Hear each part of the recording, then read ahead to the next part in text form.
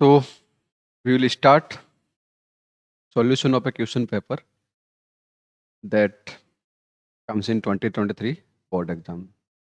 This is Delhi set, Delhi CBSE के under में जो आता है पेपर उसी का है। अपना जो यहाँ का राजस्थान का अजमेर CBSE के अंडर आता है। तो सारे पेपर हम लोग सोल्व करेंगे। क्वेश्चन का पैटर्न सब लगभग क्या रहता है, सेम रहता है। ठीक है, so will discuss 20 MCQs in this session. Very first question is now in front of you. Question is easy if you know basic concept. अगर बेसिक कंसेप्ट आपको आता है तो आप इजीली क्वेश्चन को बना सकते हैं। तो first question, in an electric dipole of length 2 centimetre, electric dipole of length 2 centimetre is placed at an angle of 30 degree with an electric field 2 into 10 to the power 5 Newton per coulomb. If the dipole experience a torque of 8 into 10 to the power minus 9 Newton minus 3 Newton into meter, the magnitude of either charge of the dipole is. Dipole में दोनों charge तो same होंगे, आपको charge का magnitude पूछा है। Can we find, कर सकते हैं। कैसे फाइंड करेंगे, पता है टाउ इक्वल टू क्या होता है, tau equal to PE sine theta, ये होता है। टाउ कितना दे रखा है यहाँ पे, 8 into 10 to the power minus 3 equal to P Q into 12, Q into 12। E कितना दे रखा है, ई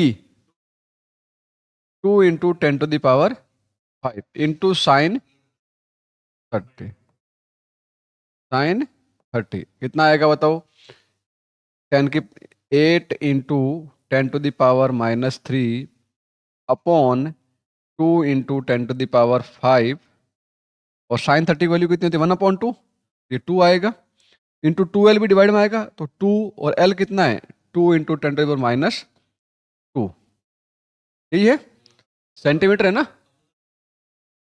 हाँ सॉरी 2l पूरा लेते हैं, ये 2 नहीं लेंगे, ये 2l पूरी डाइपोल लेंथ लेंगे, that is equal to q। Solve करोगे कितना आएगा आपका, q सॉल्व करोगे you will get 4 into 10 to the power minus 6, that means 4 micro coulomb. Value कितनी आएगी, 4 माइक्रो। इजी है ना MCQ, केवल आपको फॉर्मूला याद है तो सीधा फॉर्मूला अप्लाई करो और आपको आंसर मिल रहा है। अभी देखना सारे के सारे MCQ जो है वो आसान है। नेक्स्ट MCQ करते हैं। 2 long and parallel wire kept 2 meter apart carry 3 ampere current in each in the same direction। जैसे सेम डायरेक्शन है आपके दिमाग में क्या आना चाहिए, force will be attraction, force will be attraction if two current carrying conductor placed apart by distance d and they have same direction current, then they will attract each other. If current is in opposite direction, then they will repel. So here force will be attraction, so we have two option, option A and option D. These two option will be eliminated, कभी सही नहीं हो सकते। अब जब तुक्का मारो तो भी तो कुछ हिंट मिल जाना चाहिए ना आपको, अगर नहीं आता है formula. Now if you have formula, remember per unit length पूछा है, पर यूनिट लेंथ का फॉर्मूला सीधा पता है, एफ पर यूनिट लेंथ का क्या होता है, mu naught I1 I2 upon 2 pi D, 2 pi D, तो 4 pi into 10 to the power minus 7। What is the I1,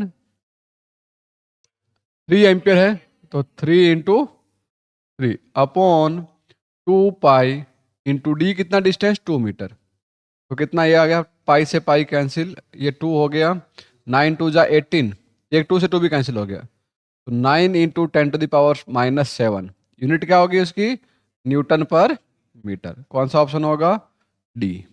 कोई दिक्कत है इस क्वेश्चन में। देखो जो बोर्ड के क्वेश्चन होते हैं वो कंपेरेटिवली आप दूसरे कहीं भी देखोगे ना वो इजी होते हैं। अगर आपको बेसिक फॉर्मूला सही से आता है आपको उस क्वेश्चन आराम से बना सकते हो। दोनों एमसी के देखे, दोनों एमसी किस बेस्ड थे, फॉर्मूला बेस्ड। अगर फॉर्मूला ही नहीं आएगा फिर तो बेटा ऐसे ही शक्ल देखता रहता है। लिख लिया करो, कुछ पेन कॉपी सब लिख रहे थे, क्या कोई ज़्यादा ही होशियार है। हैं? कह रहे या वो भी ठेका देगा? हैं? किसी को रख ले साथ में, लिया अगर ठेकेदार आदमी है ठेका देने के लिए। नेक्स्ट क्वेश्चन है, which of the following has its permeability less than that of free space? Less than that of free space permeability किसकी होती है? डाईमैग्नेटिक सब्सटेंस की होती है। नेगेटिव permeability, क्योंकि ferromagnetic substance and paramagnetic substance has positive permeability, that means greater than 1, 1 से भी ज्यादा होगी। फ्री स्पेस की permeability हम लोग लेते हैं 1, क्या लेते हैं? 1। तो डाईमैग्नेटिक सब्सटेंस कौन सा है इसमें से? कॉपर है। कौन सा है?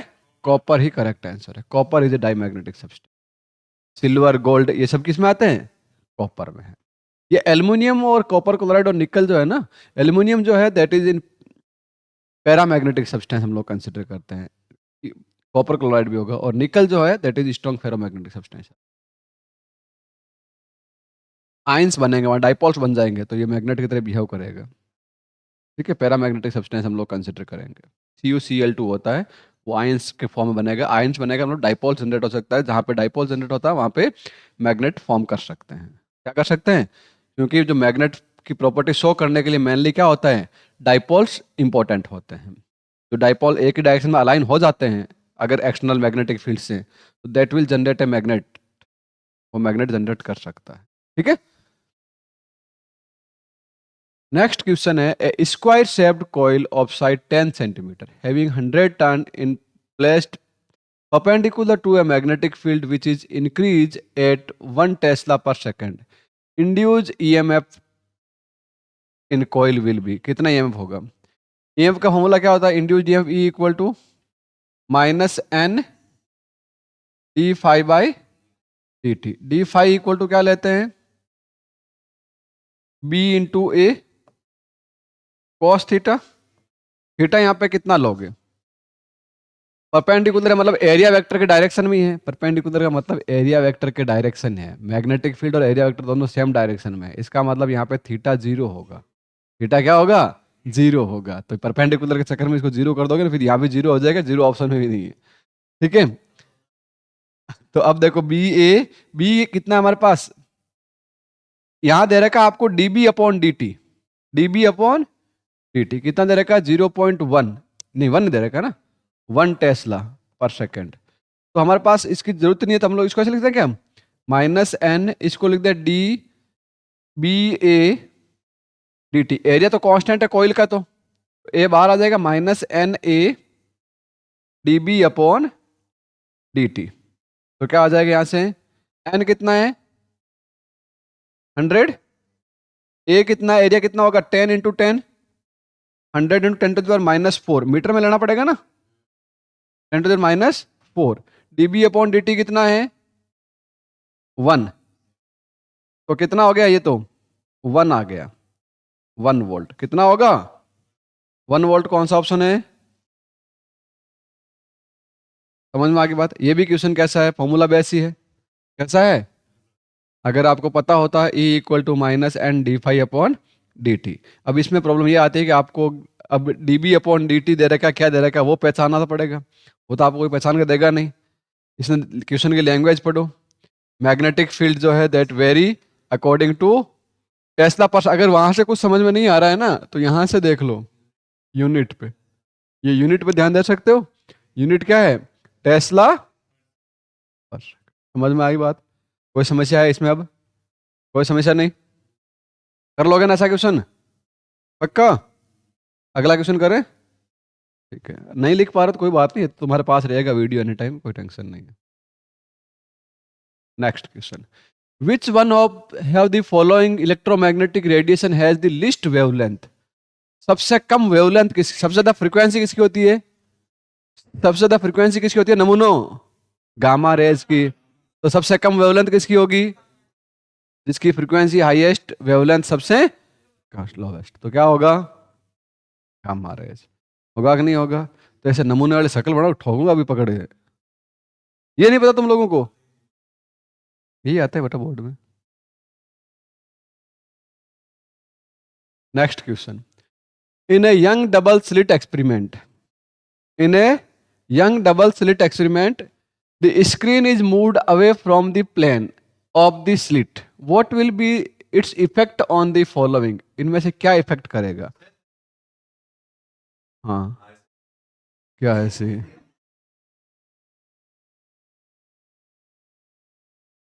What will be the effect? अब देखो इसमें क्या इफेक्ट होगा. पहला बोला angular separation of the fringe and fringe width. तो एंगुलर सेपरेशन डिपेंड नहीं करता है स्क्रीन पे डिस्टेंस पे, क्योंकि angular separation beta upon D होता है, equal to lambda upon small D. इस डी पे डिपेंड नहीं करता है. तो फर्स्ट रिमेन कांस्टेंट. और दूसरा क्या पूछा है? फ्रिंज विड्थ क्या फर्क पड़ेगा? Beta equal to lambda D upon D. जैसे डी बढ़ेगा वैसे फ्रिंज विड्थ बढ़ेगी. तो क्या बात है, इतना याद रह गया तेरे को? हैं? ठीक है. Next, energy of photon of wavelength lambda is. Photon की एनर्जी क्या होती है? H C upon lambda. H C upon lambda. हाँ ऐसा ही आता है. आप क्या सोचते हो? तो बोर्ड में कोई बहुत हार्ड थोड़ी आता है. हाँ नहीं होते.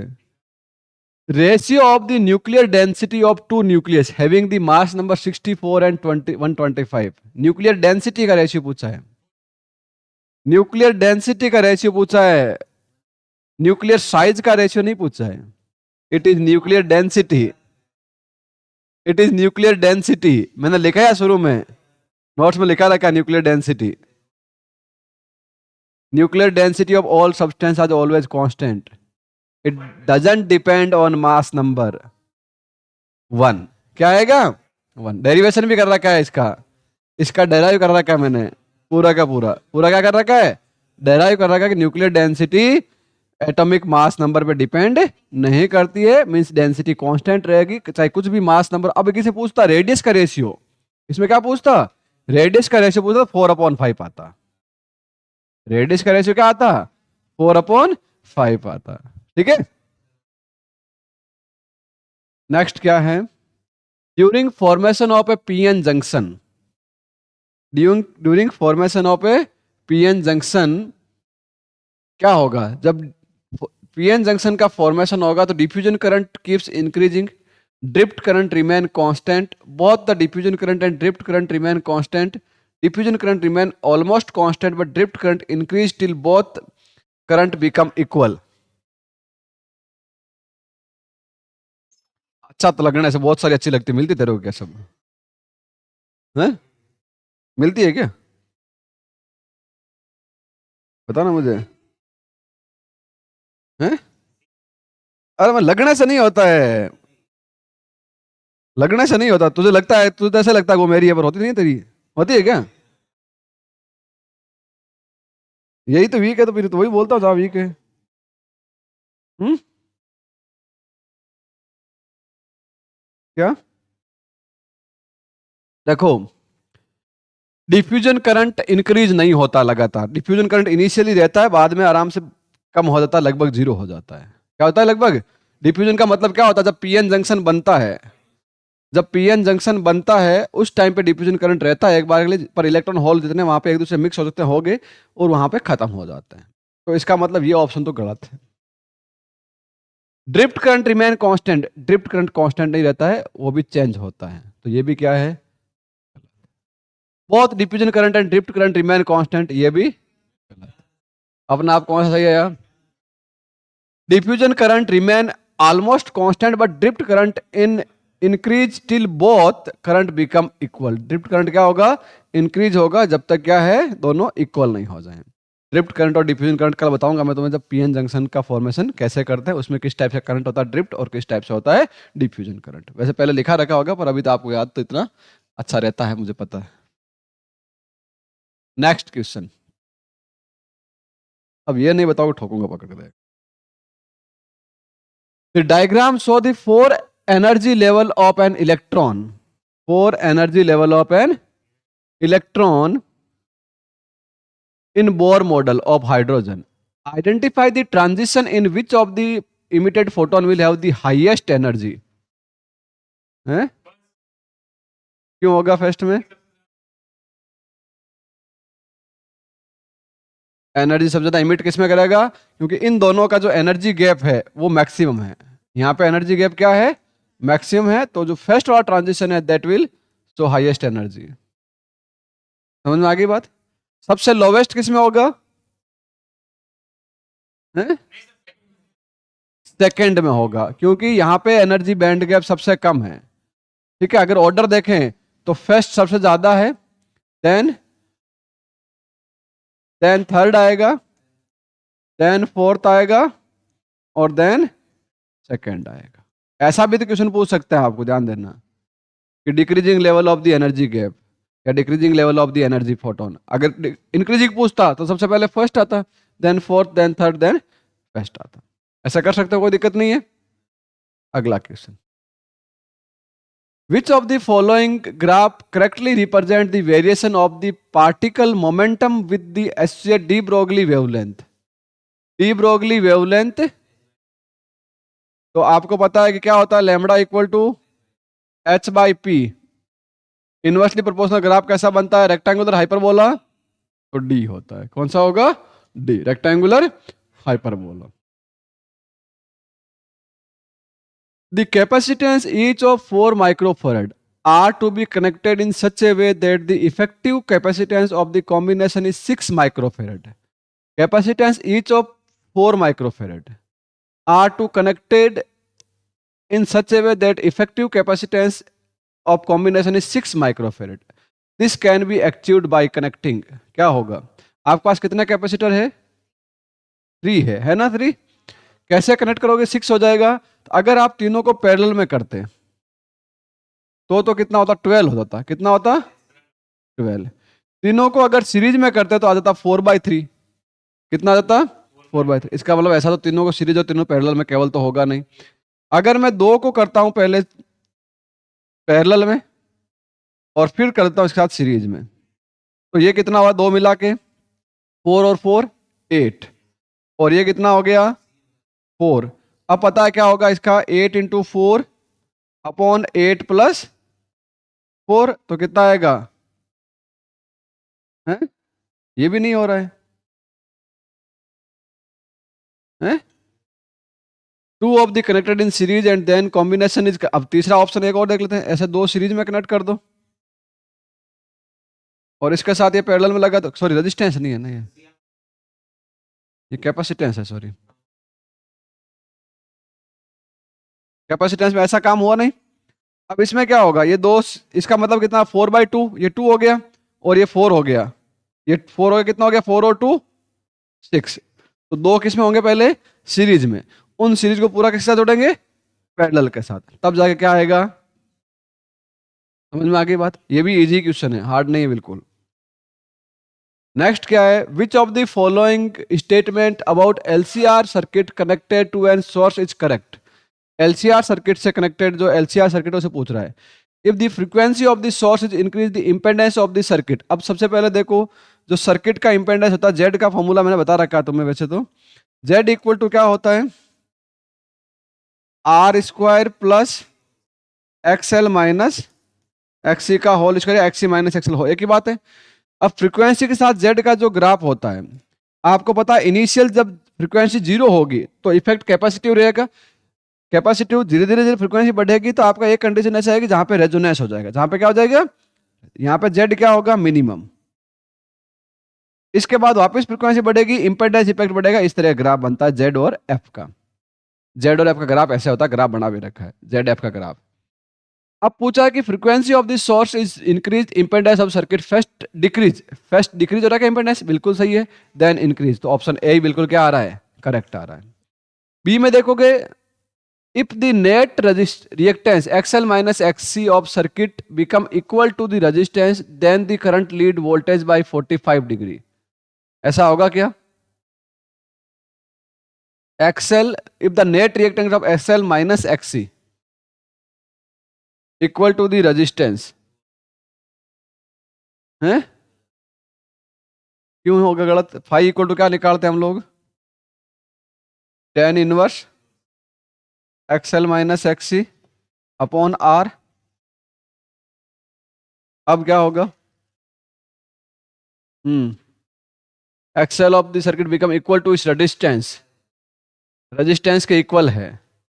बट प्रॉब्लम क्या आएगी यहाँ पे, इसमें एक्सेल माइनस एक्सेल नहीं लेते, एलसीआर में जेड लेते हैं। क्या लेते हैं?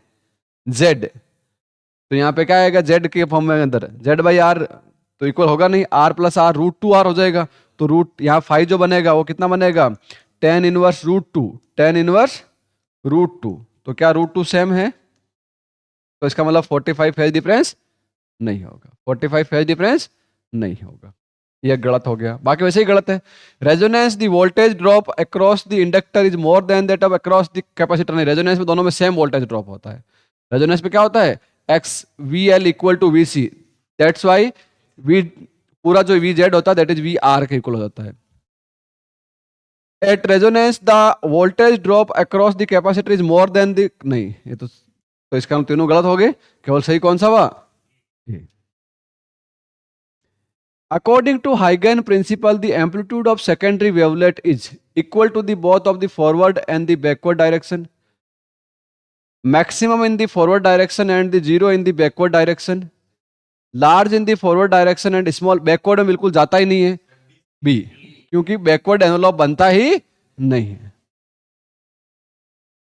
नेक्स्ट क्या है, the radius of the nth orbit of the Bohr model. Bohr model में आर एन का फॉर्मूला क्या लिखा हमने, R N equal to N square या -13, वो लिखते हैं ना 0.529 -13 पॉइंट हो गया, कर दिया न्याल तुमने, पीछे पीछे बोलते रहो बस। एन स्क्वायर इसके डायरेक्टली प्रोपोर्शनल होगा एन स्क्वायर। एसरेशन रीजन के क्वेश्चन आ गए अब आपके पास। अगर दोनों सही है करेक्ट एक्सप्लेनेशन तो ए, एक सही है, दोनों सही है करेक्ट एक्सप्लेनेशन नहीं है तो बी, और ए ट्रू है आर फॉल्स है तो आपको सी देना है, और ए फॉल्स है आर सही है तो आपको डी देना है। दोनों फॉल्स है क्या? ठीक है, हाँ ठीक है। तो देखो पहला बोला resistance of N intrinsic semiconductor decrease with the increase in temperature. अभी मैंने बताया थोड़ी देर पहले कि रेजिस्टेंस डिक्रीज होता है टेम्परेचर बढ़ने के साथ साथ। The number of conduction electron as well as hole increase in the intrinsic semiconductor with rise in temperature। बिल्कुल सही बात है, ज़्यादा इलेक्ट्रॉन क्या करेंगे, इजीली वैलेंस बैंड से कंडक्शन बैंड में चले जाएंगे, तो क्या होगा, नंबर ऑफ होल और नंबर ऑफ इलेक्ट्रॉन दोनों ज़्यादा बनेंगे, तो कंडक्टिविटी इसलिए बढ़ी, कंडक्टिविटी इसलिए बढ़ी नहीं बढ़ी। तो इसका मतलब ये बिल्कुल क्या है, इसी रीजन से हुआ। करेक्ट एक्सप्लेनेशन भी है तो क्या ऑप्शन होगा इसका, ए। कौन सा ऑप्शन होगा, ए। समझ में आ गई बात। The equivalent resistance between point A and B in the given figure, that is 2R. All the resistance connected in parallel. Why? अच्छा बिल्कुल सही है, क्या ये व्हीटस्टोन ब्रिज है, क्या है व्हीटस्टोन ब्रिज है। ये वाला बीच वाला रेजिस्टेंस काम नहीं करेगा, आपको पॉइंट देते हैं ना पी ए बी, ये सी और ये डी, ठीक है। ये वाला क्या पॉइंट है, डी। शॉर्ट सर्किट नहीं हो रहा कुछ भी यहाँ पे, तुम शॉर्ट हो जाएगा वरना। ये ए ले लीजिए, ये सी ले लीजिए, ये डी ले लीजिए। तो ए और सी के बीच में एक रेजिस्टेंस है, ए और डी के बीच में एक रेजिस्टेंस है, और इस तरह से बी और सी के बीच में रेजिस्टेंस। इसका सिंपलीफाइड सर्किट ये, ऐसा सर्किट मैंने बहुत कराया तुम्हें, ए और बी। अब ये जो बीच वाला रेजिस्टेंस है ये क्या है, 2R है। ये वाला क्या होता है, व्हीटस्टोन में बैलेंस कंडीशन बन रही है। बैलेंस कंडीशन, यहाँ का पोटेंशियल और यहाँ का पोटेंशियल सेम होता है, इसका मतलब इसमें से कोई करंट नहीं जाएगा, इसलिए ये क्या हो गया, आउट हो गया, ये एलिमिनेट हो गया। यहाँ पर सभी के सभी पैरेलल में नहीं है, but according to balance condition of the bridge ऐसा हो रहा है कि रेजिस्टेंस का कॉम्बिनेशन तो 2R आएगा। ये 2R मिलेगा, कितना होगा, 2R ऊपर वाला 2R दोनों सीरीज में है तो 4R हो गया, नीचे वाला भी 4R, तो 4R का पैरेलल कॉम्बिनेशन वापस से कितना हो जाएगा, R/N होता है, तो 4/2 2R। तो इसका मतलब ये 2R भी है यहाँ पे, तूने तो पहले ही बोल दिया, इसका मतलब तूने पहले कर रखा है question. Next and last question. The deflection torque acting on the current carrying loop is 0 when plane is perpendicular to the direction of the magnetic field. Deflection torque acting on a torque perpendicular, तो torque क्या होता है, tau equal to BA sin theta, BA sin theta. Deflection torque acting on a current carrying loop is 0 when plane perpendicular to the direction of the magnet। plane अगर perpendicular है plane क्या है, magnetic field के direction के perpendicular है, इसका मतलब जो प्लेन का एरिया वेक्टर और मैग्नेटिक फील्ड दोनों सेम डायरेक्शन में है। तो थीटा कितना हो गया, जीरो, थीटा जीरो हो गया तो टाउ कितना हो जाएगा, जीरो। तो इसका मतलब एक्सलेशन सही है, एक्सलेशन तो सही है। The deflection torque acting on a loop magnetic moment m in a magnetic field B given by the dot product of the m, नहीं, टार्क क्या होता है, tau equal to m cross b होता है। तो it is not a dot product, it is a cross product. तो C option सही होगा, assertion is correct, reason is false. Or sorry, M B sine theta, यहाँ पे ये भी होता है, एम बी साइन थीटा होता है, ये नहीं होता है, क्या होता है, एम बी साइन थीटा। ठीक है, कोई दिक्कत है अब इसमें? तो आज के लिए इतना ही, नेक्स्ट जो है वो हम लोग कल करेंगे इसी पेपर के सॉल्यूशन को, आगे के पार्ट। ठीक है, that's all for this one, thank you.